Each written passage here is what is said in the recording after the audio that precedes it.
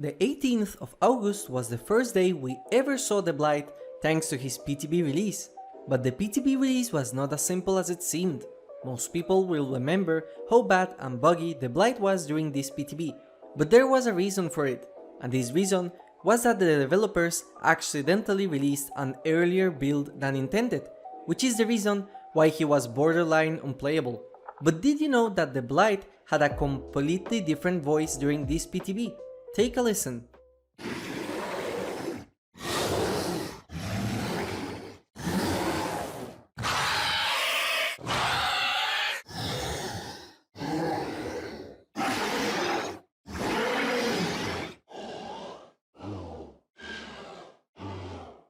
What do you think of his old voice? Do you think the new one is better? My opinion is that the Blight sounded way more like a vampire instead of a monster, so I do enjoy his actual live release voice. This early voice also reminds me of the old stun sound effect that killers had in the alpha.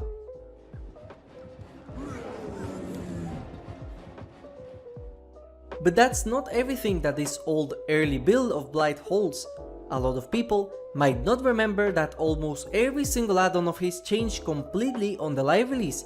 This was the first ever time a killer got a complete overhaul of his add-ons, with a total of 15 add-ons completely changing from the live release, as well as 2 add-ons having their rarity changed as well.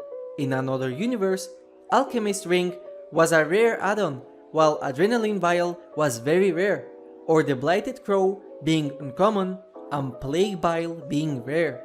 Now let's take a look at Blight's amazing design. It's clear that the Blight serum has caused a lot of mutations to the Blight. For example, most people will know that he has 6 fingers on each hand. And if you were curious if Blight also has 6 toes, then I am sorry to disappoint, but he does not. What he does have is a massive hole in his head that is hard to see in a lot of skins, like in his mushroom or aristocrat outfits, but it's completely visible on the Amazon Prime Eye skin. In fact, this hole is in each of his skins as it's part of his base design. But there is an actual reason for this massive hole in his head, and it's part of the lore. Did you know that the Blight created an experimental potion that would boost the productivity of workers in a factory, but they were later found dead because of this same potion side effects? When this happened, a group of people decided to attack Talbot with a steel pipe until he was left for dead, which explains why the Blight has a massive hole in his head. And I already talked about this way back in the past, but every single character in the game has a naked base model and texture, so Behavior can design cosmetics on top of it. And Behavior has shown a fully shirtless model of the Blight, and the skin that is the closest that we have with nothing is the Blighted outfit. But something really curious is that this naked model, for some reason, is used in the game inside a completely clothed skin. So in order to save resources, a lot of things in the game are only modeled or textured from parts that the player will be able to see. For example, while every single survivor has a naked model inside, if you glitch your camera, you will not be able to see their body, and it's empty. However, for some reason, with the aristocrat skins from the Blight, you can actually see his body inside completely. This is the only skin that has this feature, as the rest of his skins are empty. However, what is more interesting about Blight other than the design and power is his massive impact on the game lore. In fact, he is by far the character that has the most connection to the entity and to the other characters in the game itself. The Blight first appeared as a mysterious human character in October 19th that would give a piece of lore every day about his experiments and his findings on the realm. This mysterious survivor would eventually become the Blight 2 years later, and a lot of his add-ons represent his experiments that he did while he was a survivor. In fact, it took him 34 compounds to reach the Blight serum formula he is currently addicted to that he uses in his syringes. And it looks like my Blight not only is addicted to the Putrid serum, but he is also addicted to YouTube likes, just like me. So hit me with that dose if you're enjoying this video. Blight has 2 add-ons, the Blighted Rat and Crow, which are some of the only animals that can be found in the game. like the Blighted rats on Levy's Memorial Institute or the old Hawkins laboratory map.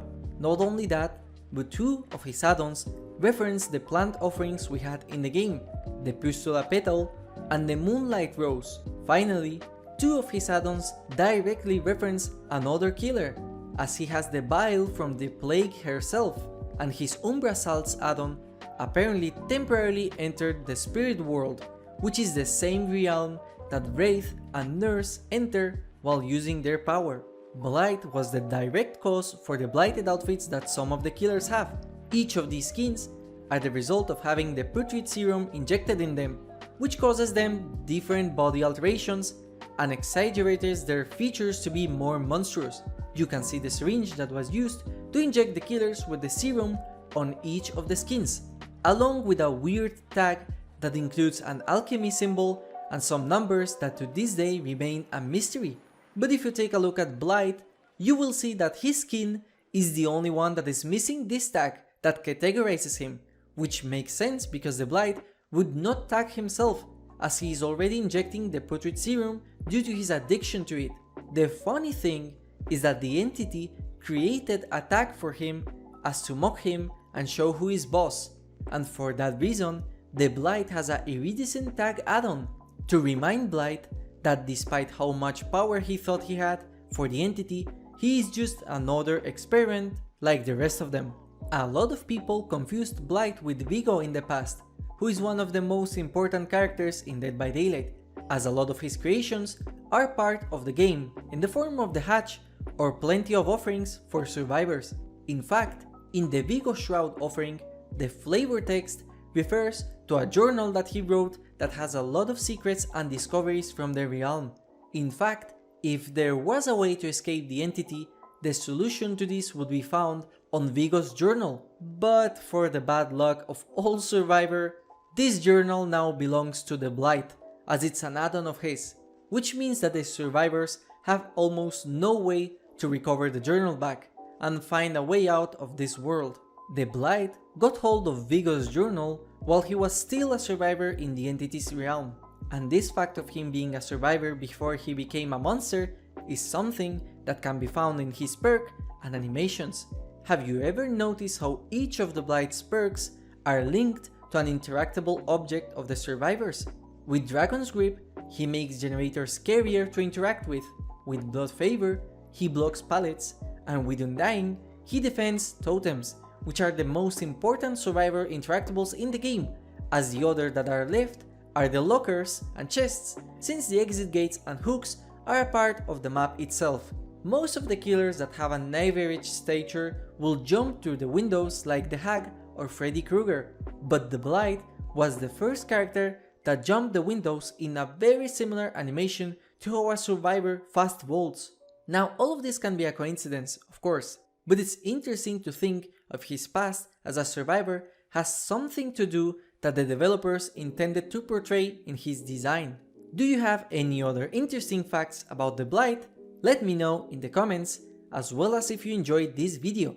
And remember, if you would like to see a killer next for this series, make sure to comment them down below. Thank you for watching and have a nice day.